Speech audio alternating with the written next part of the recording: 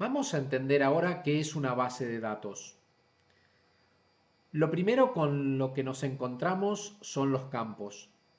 Un campo es la mínima unidad de información a la que se puede acceder. Un campo tiene dos características muy importantes: un tipo y un nombre. Cuando hablamos de tipo, hacemos referencia a la naturaleza del campo. Es un número, es un texto, es una fecha. Además, dentro de los numéricos podemos encontrar diferentes formatos con los cuales nos vamos a encontrar. Por ejemplo, enteros, decimales, etc. Y todos los campos suelen tener un nombre. Yo cojo la información del cliente y el cliente tiene un DNI. El nombre de ese campo es DNI y el tipo será texto, ya que un DNI tiene un carácter alfabético al final. Si cojo el apellido del cliente, el nombre del campo puede ser apellido y el tipo también será texto. Si por ejemplo analizamos un campo de totales vendidos, el nombre puede ser ventas y el tipo será moneda o numérico o decimal. Un campo se va a encontrar agrupado en algo llamado tupla o registro.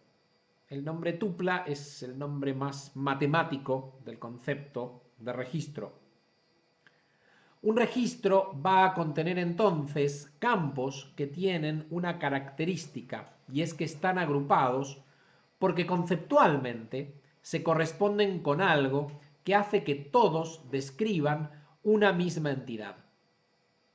Por ejemplo, los campos DNI, nombre, apellidos, teléfono, etc., pueden identificar a un cliente y estarán agrupados en una misma estructura. Esto es un registro. Los campos de un registro tienen un campo particular que los identifica. Por ejemplo, el DNI en nuestro ejemplo. Y veremos que todos los campos de cliente están relacionados con ese DNI. Este campo, en nuestro caso, se lo denomina clave primaria. Entonces, un registro va a tener campos con un objetivo común o no va a tenerlos. Esto es, estarán en una estructura diferente. Supongamos los campos que componen la información de un código postal, como ser la localidad, la provincia, la comunidad autónoma, etc.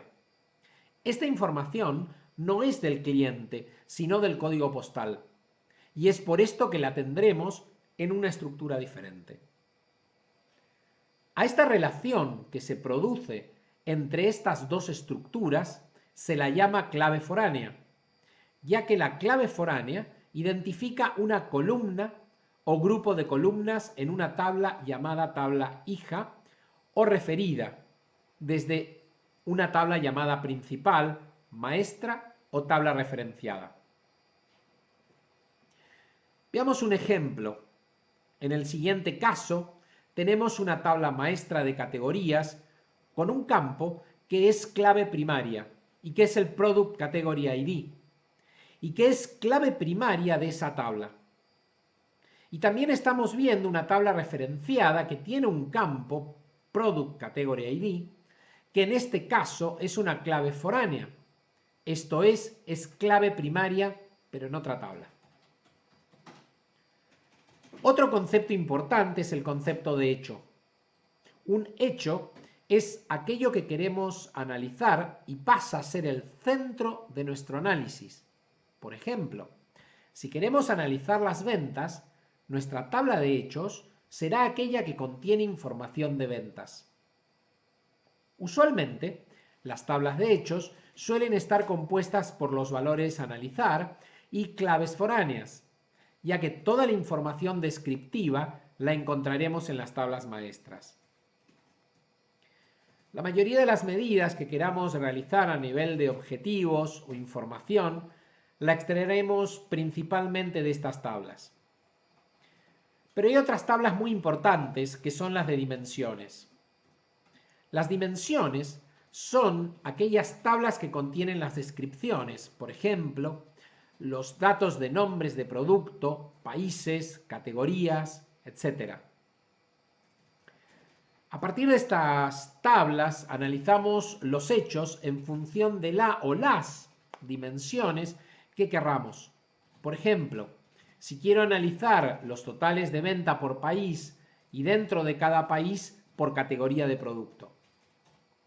Más adelante veremos también que podemos querer analizar por año o por mes, con lo cual la fecha también se convierte en una dimensión muy importante. Y es por esto que usualmente tendremos una tabla de fechas. Finalmente tenemos un concepto importante que es el concepto de cubo. Si bien con Power BI no podemos montar cubos como tales, los podemos utilizar. Los cubos tenemos que entenderlos como estructuras que contienen ya en forma precalculada las sumatorias del análisis de una media, por ejemplo, o el total de ventas por alguna dimensión. Por ejemplo, el total de ventas por producto. Y esto guardado en esa estructura. El conjunto de todos estos elementos precalculados es el cubo en sí mismo. Los cubos tienen la función de guardar datos en forma precalculada, como dijimos, y así hacer más rápido el análisis de los mismos.